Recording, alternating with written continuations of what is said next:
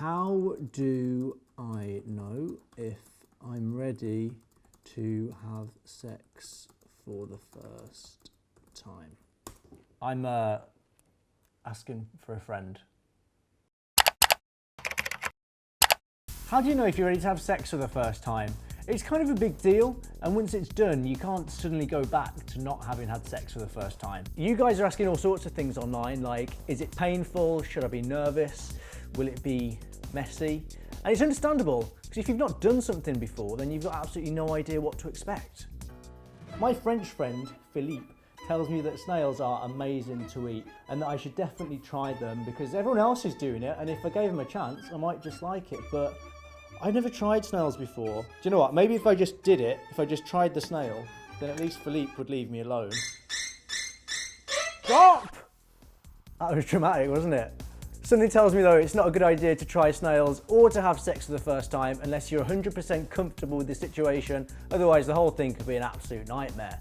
Most people do wait until they're 16 or older before they have sex, but even then, how do you know if you're ready? I reckon it's time for me to investigate. So I've got a list here of the most commonly asked questions about losing your virginity, and I thought it would be a good idea to go and speak to someone you might be familiar with to get their thoughts.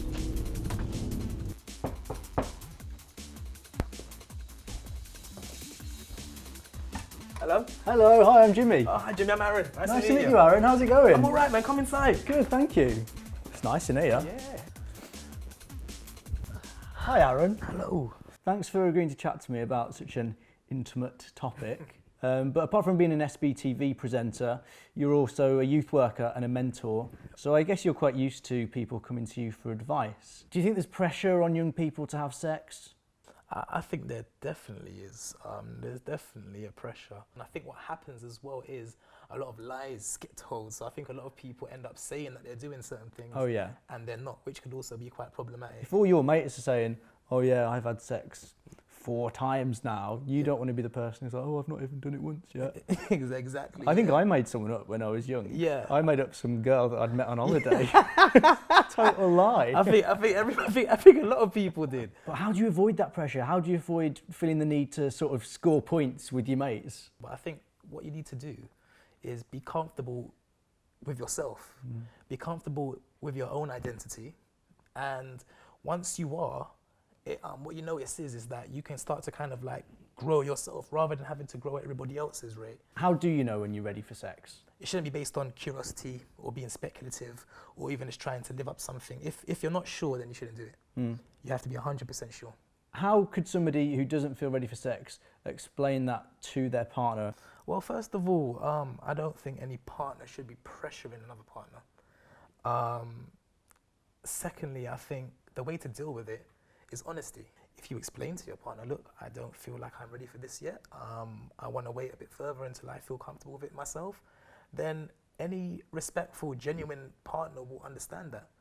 And also, I would say to anybody feeling pressured by a partner to maybe consider that relationship. Yeah, definitely. Because you shouldn't be feeling pressured by your No partner. way. You should be feeling supported. Yeah, yeah. Thanks so much for chatting to me, Aaron. Thank you. I enjoyed that. I enjoyed our chat. It was good. But I'm going to have to leave you now because my investigation is not yet complete. Good luck. Thanks, I'm going to need it. When it comes to having sex for the first time, not only do you need to feel totally ready for it, there are a few other things you need to get familiar with, including the law and a sexual health clinic. Hi, Steph. Hello. Hello, nice to meet you. And you? So, what exactly counts as losing your virginity? Most people think of as losing your virginity as having penetrative sex. And penetrative sex means usually heterosexual sex, so usually a boy and a girl, and the penis entering the vagina, and that's what we call penetration. How old do you need to be legally before you have sex? And what would happen if you were to break that rule? The law states that the age of consent, which means the age at which you are legally allowed to have sex, is 16. And that law is there to protect young people, particularly from probably older people trying to kind of exploit them and make them have sex when they're not ready. If you are under 16 and you want to talk to someone about having sex, will you get in trouble? No. It's really important that young people feel that they can talk to health professionals or teachers or whoever it is that they trust and want to talk to. And they won't go off and tell anyone? No, they are bound by confidentiality, and confidentiality means that they will only tell someone if they feel that you are really at risk of significant harm. From looking into this online, there are so many horror stories out there, pain, bleeding, all sorts of scary stuff like that. What exactly can you expect when you lose your virginity? Well, the good news is that if you wait and you are ready and you really feel that that's what you want to do and you're having sex with someone that you care about and they care about you, then it shouldn't be painful. So Steph, what are the risks if you decide to have sex without protection? Two main risks. First one is getting pregnant, and the second one is the risk of catching a sexually transmitted infection. People sometimes think you can't get pregnant the first time you have sex, but that risk is always there. Condoms will not only stop you getting pregnant if used properly, but they will also stop you catching a sexually transmitted infection, or most of them, the sort of serious ones. So if you're considering having sex, it's always very important to speak to a health professional and discuss the contraceptive options. So other than staying safe, what else is important for people to remember? The really important thing to remember is to wait until you feel ready and that you feel that the time is right for you to have sex. Not to feel pressurised into it, not to feel that even if you feel that you love somebody, that you have to have sex with them. Because if you still don't feel ready, if they care for you, if they love you, if they respect you, they will be happy for you to wait until the time is right. Thanks very much, Steph. Pleasure. Thank you. So there you have it, the ins and outs of having sex for the first time. That's gross, isn't it? Top of the list is don't rush. The key is to wait until you're ready. What do you guys think about losing your virginity? Let us know in the comments below or on Facebook and Twitter.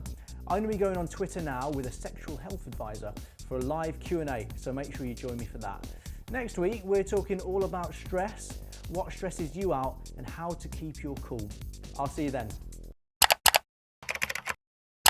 I had a lovely school nurse. She told me a horrific story about someone who used a crisp packet as contraception. Instead of a condom, right. Not a good idea. Just like, God, why?